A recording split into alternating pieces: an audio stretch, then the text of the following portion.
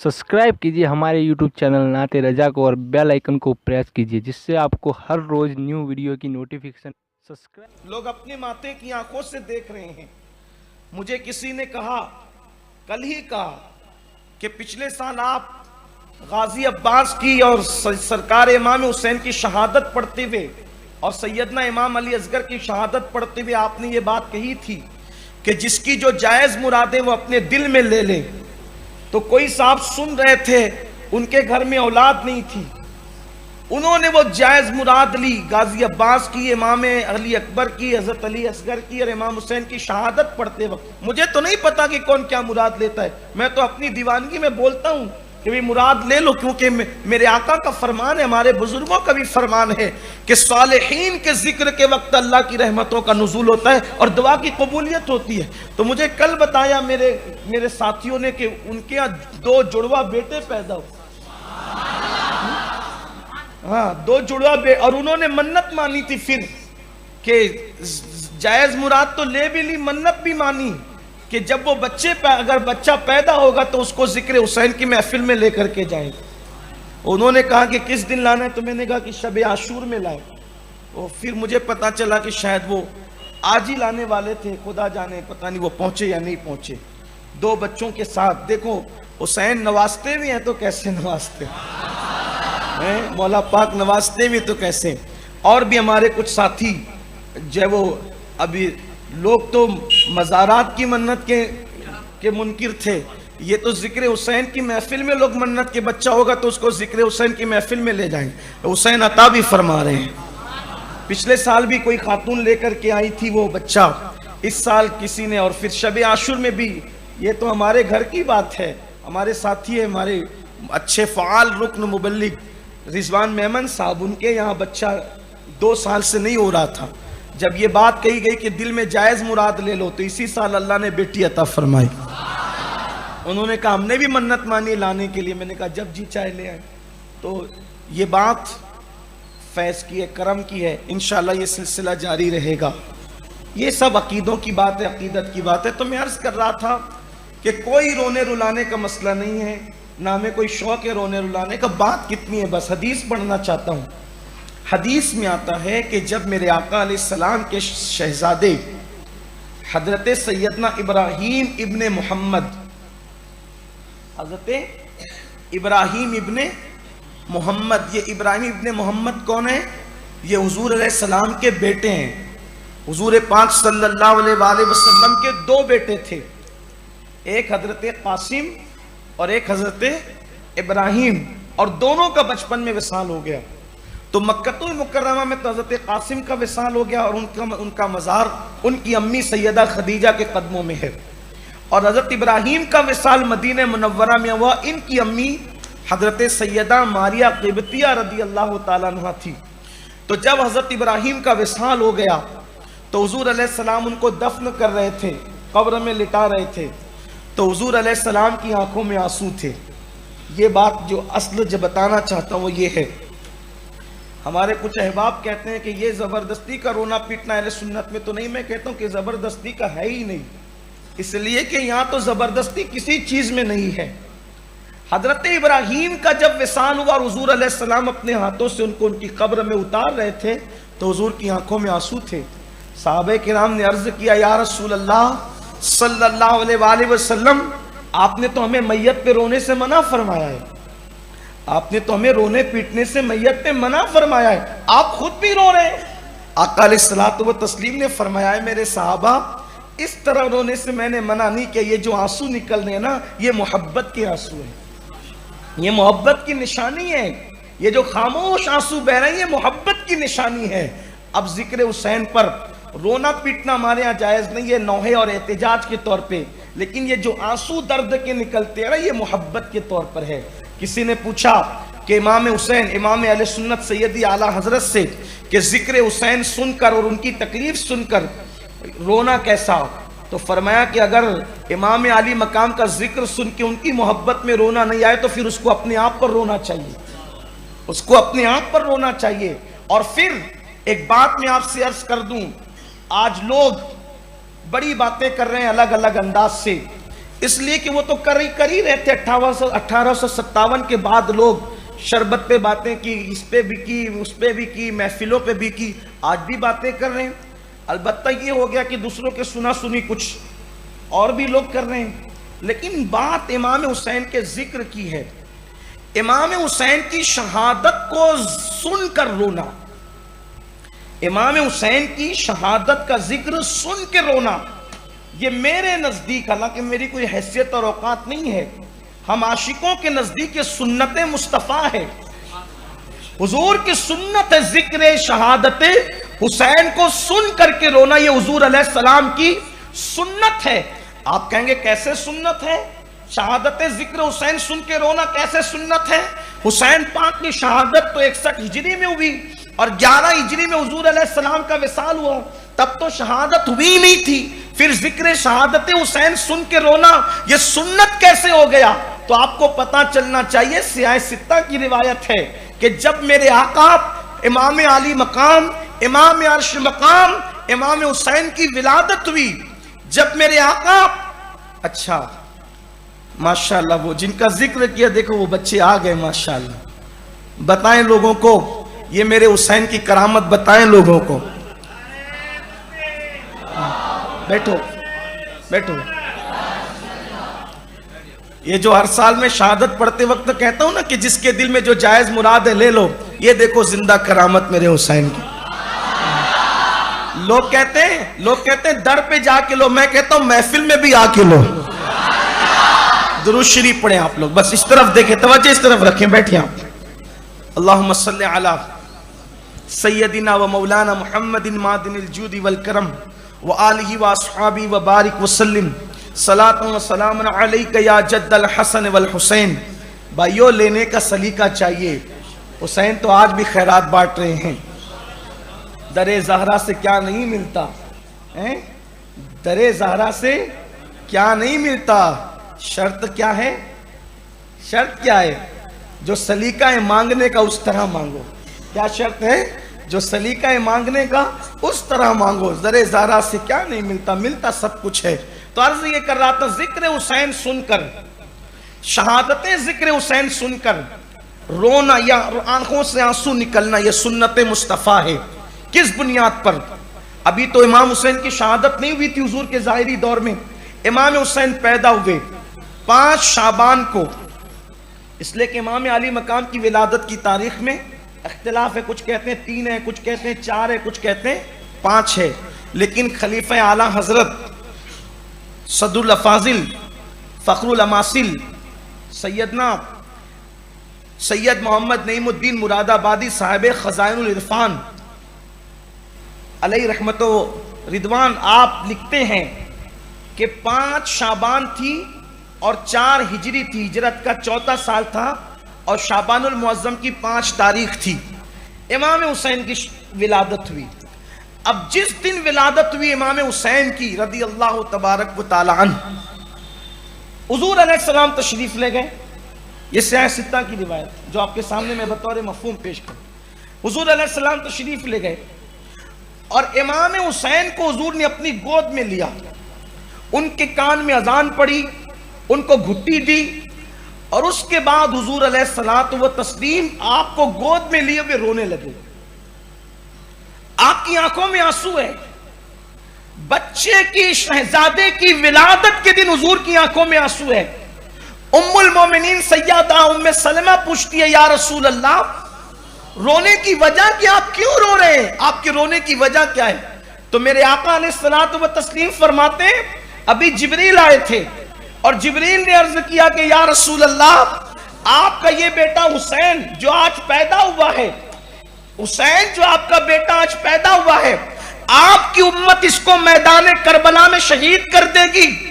بغیر پانی کے, بغیر کھانے کے, بھوکا پیاسا آپ کا یہ بیٹا آپ کے دین کے لیے کربلا میں شہید کیا جائے گا. تو حسین کا ذکر شہادت جب حضرت جبریل نے کیا تو حضور علیہ السلام کی آنکھوں میں وہ محبت والے آنسو آ گئے جس پر آج اہل سنت روتے ہیں. اللہ اکبر. اس سے پتا چلا کہ اور واقعات وہ ہیں جو ہونے کے بعد بیان کیے جاتے ہیں. واقعات کربلا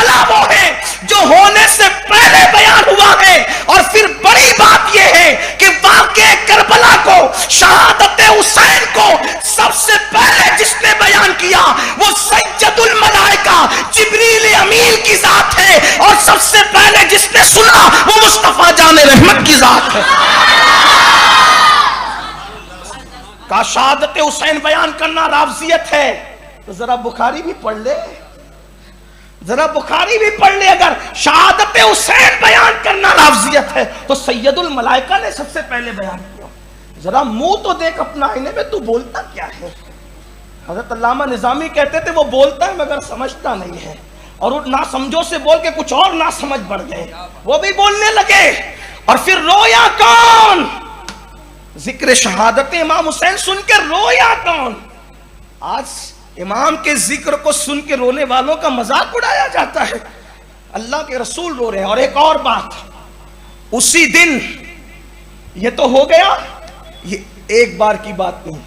اچھا حضور علیہ السلام کوئی کام ایک بار بھی کر لیں تو وہ امت کے لیے سنت ہو جاتا ہے. ایک بار بھی کر لیں تو کیا ہو جاتا ہے؟ سنت ہو جاتا ہے. تو حضور علیہ السلام نے ذکر حسین سن کے, شہادت ذکر حسین سن کے رویا کہ نہیں رویا؟ محبت والے آنسو. ہم اس کے قائل نہیں ہیں, پیٹنے چیخنے کے قائل نہیں ہیں, اور نہ ہم بات کرتے زبردستی رونے رلانے کی, لیکن محبت کے کچھ تقاضے ہوتے ہیں. اور یہ بھی بات ہے, محبت کے لیے کچھ خاص دل, محبت کے لیے یہ کچھ خاص دل, اور وہ بھی جو پردے کے پیچھے بیٹھ کے اپنے گھروں میں سن رہے ہیں. محبت کے لیے کچھ خاص دل. کل مجھے ہمارے ملنیر کے نگراں فیاض صاحب نے بتایا کہ ہمارے جو ہے شہر کے ٹی وی چینلوں پر بھی مالیگاؤں کا پروگرام چل رہا ہے.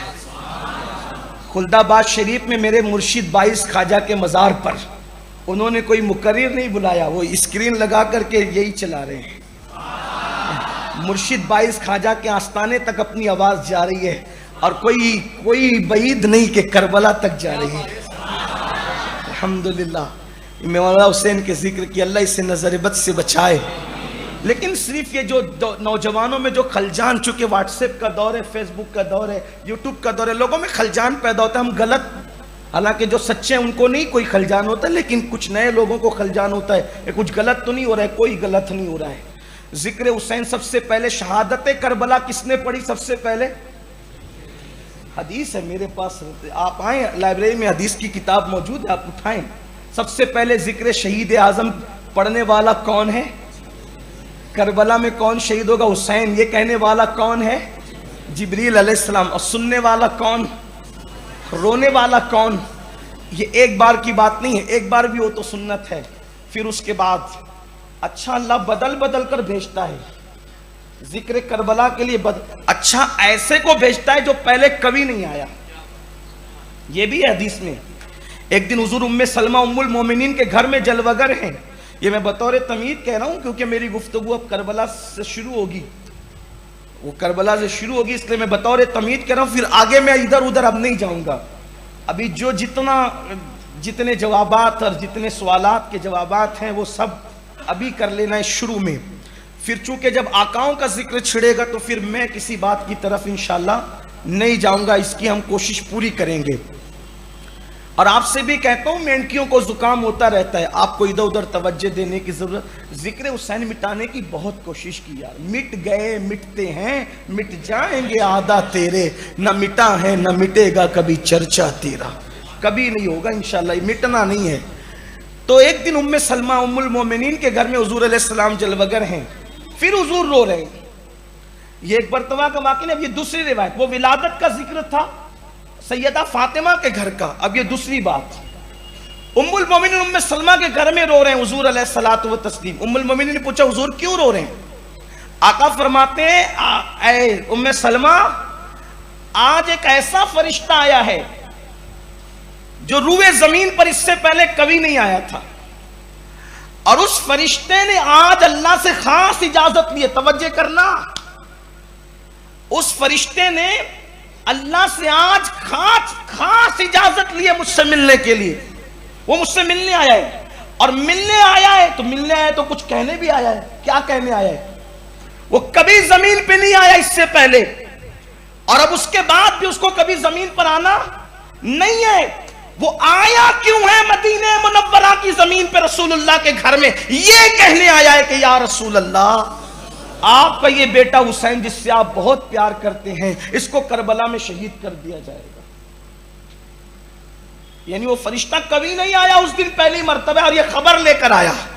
اور پھر روایت میں آتا ہے کہ اس نے عرض کیا کہ یا رسول اللہ، کربلا کی مٹی والی روایت حضرت جبریل کے لیے بھی ہے، انہوں نے بھی اور یہ بھی عرض کی یا رسول اللہ اگر آپ چاہیں تو میں آپ کو اس زمین کی مٹی جہاں حسین شہید ہوں گے اس زمین کی مٹی بتاؤں. اور پھر اللہ کے رسول علیہ السلام کو اس نے وہ مٹی پیش کی. حضور علیہ السلام نے فرمایا ام سلمہ یہ مٹی اپنے پاس رکھو، جس دن یہ مٹی سرخ ہو جائے گی سمجھ لینا کہ میرا حسین شہید ہو گیا. اور پھر کربلا کی وہ مٹی سرخ ہو گئی. بعض روایات میں یہ بھی ہے کہ جس دن وہ مٹی خون بن جائے، یہ بھی ام المومنین ام سلمہ نے اس کو شیشی میں بھر کے رکھا. اور ام المومنین کا معمول ہمارے بزرگوں نے یہ بتایا کہ جب ام المومنین صبح کو بیدار ہوتی تھی نیند سے تو پہلے اس مٹی پر توجہ کرتی تھی کہ یہ مٹی سرخ تو نہیں ہو گئی. جب ہنگامے اور حادثے ہونے لگے، امام علی مقام جو ہے وہ مدینہ منورہ چھوڑ کر چلے گئے، تو ام المومنین ام سلمہ وہ کربلا کی مٹی دیکھتی تھی کہ کہیں یہ سرخ تو نہیں ہو گئی. یہ تھا کربلا کا اہتمام. پھر جگہ جگہ کربلا کا اہتمام، کربلا کے ذکر کا اہتمام ہوا. اب تھوڑا میرے ذہن میں بات آ رہی ہے تو اور عرض کروں. یہ تو حضور کا معاملہ ہوا. پھر حضور علیہ السلام سے ذکر سن کے سیدہ فاطمہ بھی نے بھی رویا، حضور سے ذکر سن کے مولا علی نے بھی رویا. پھر مولا علی نے بھی کہیں ذکر کیا جب جنگ صفین کے موقع پہ. اب توجہ کرنا، کربلا کو سن کر اور یاد کر کے کون کون رویا میں یہ بتانا چاہ رہا ہوں. اس لیے کہ ہمارے جوانوں کو جو ہے وہ گمراہ کیا جاتا ہے. یہ کیا لگا رکھا ہے ہو ہا، یہ بات ہو رہی ہے. تیرے بیٹے کی موت پہ تو ہو ہا نہیں کر رہا تھا؟ ہم نے تو وہ بھی ویڈیو دیکھی ہے نا اس ہو ہا کی، ہمیں تو وہ بھی پتا ہے نا. رسول کے بیٹے پہ کوئی رویا تو ہو ہا کی بات کرتے ہو. کیا باتیں ہو رہی ہے دنیا میں؟ اہل بیت پہ اتنا ظلم تم کرو گے، ہمیں امید نہ تھی. کلمہ پڑھانے کا بھی احسان گیا. ذکر کربلا سن کے رسول اللہ روئے، سیدہ پاک روئی، میں نے حوالہ پیش کیا.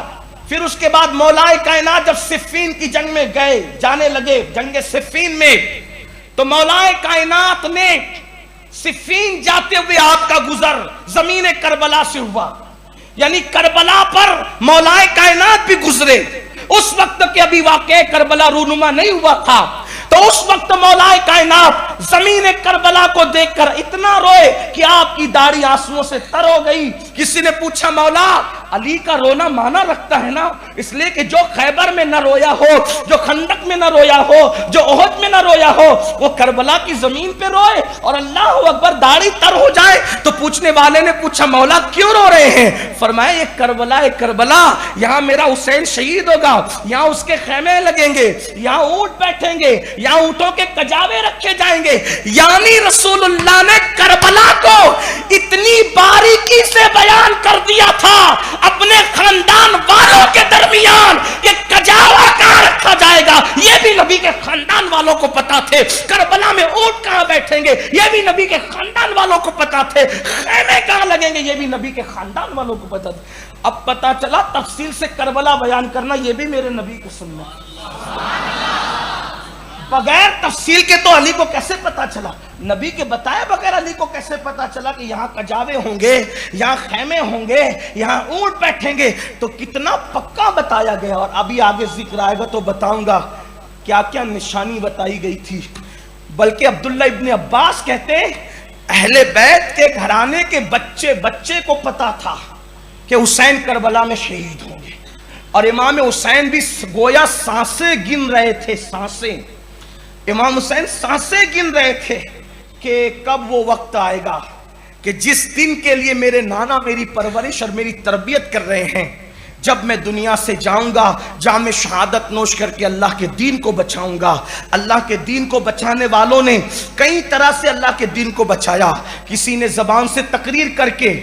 اچھا یہ بھی بتاؤں، بچانے کا معاملہ تو یہی ہے کہ دین کی تبلیغ و اشاعت کرنے والوں نے زبان سے دین کی تبلیغ و اشاعت کی، قلم سے تبلیغ و اشاعت کی، اسی طرح جان دے کے تبلیغ و اشاعت کی، لیکن دین بچانے کا جہاں تک تعلق ہے، دین بچانے کا جہاں تک تعلق ہے تو وہ دو ہستیوں سے ہے، اس لیے کہ دین پر سخت ترین وقت تو دو ٹائم آیا، ایک تو رسول اللہ کے وصال کے بعد سیدنا صدیق اکبر کے دور میں دین پر ایسا نازک وقت آیا اور صدیق اکبر نے بچایا پھر دین، اور صدیق اکبر کے بعد جو وقت آیا دین پر سخت ترین وہ سیدنا امام حسین کے دور میں آیا۔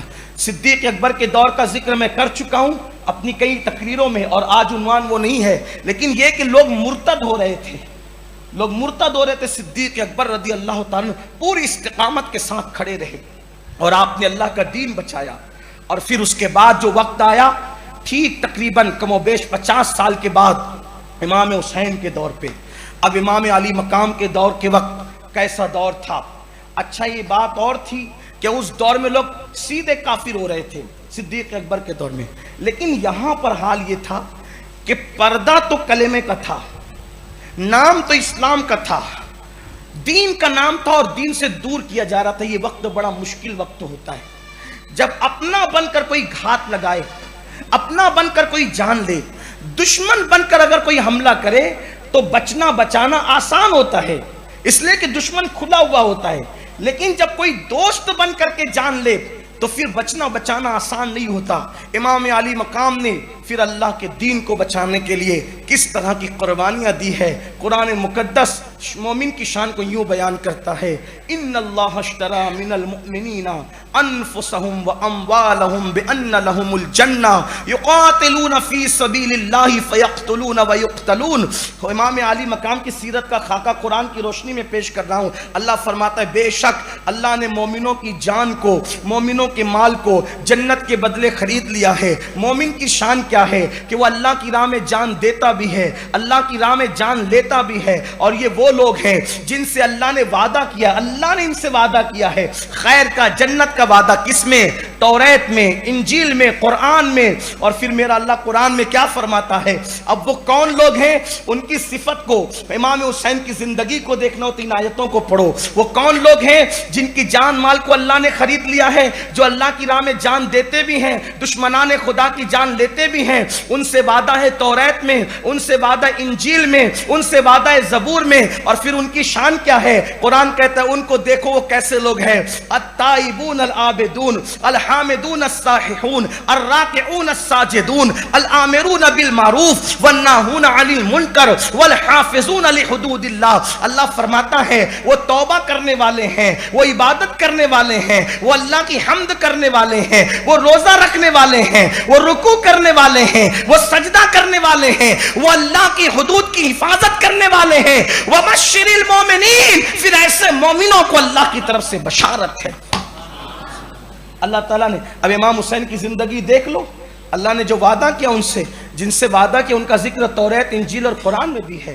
یہ امام علی مقام تائبون عابدون عابدون عابدون حامدون ساححون راکعون ساجدون الآمرون بالمعروف والناہون عن المنکر، یہ 10 صفتیں امام علی مقام کی زندگی میں۔ وہ توبہ کرنے والے بھی تھے، وہ عبادت کرنے والے بھی تھے، وہ حمد کرنے والے بھی تھے، وہ روزہ رکھنے والے بھی تھے، وہ رکوع کرنے والے بھی تھے، وہ سجدہ کرنے والے بھی تھے، وہ نیکی کا حکم دینے والے بھی تھے، وہ برائی سے روکنے والے بھی تھے۔ یہ امام علی مقام کی زندگی کا گویا کہ ایک مختصر سا خاکہ ہے جو پیش کیا گیا۔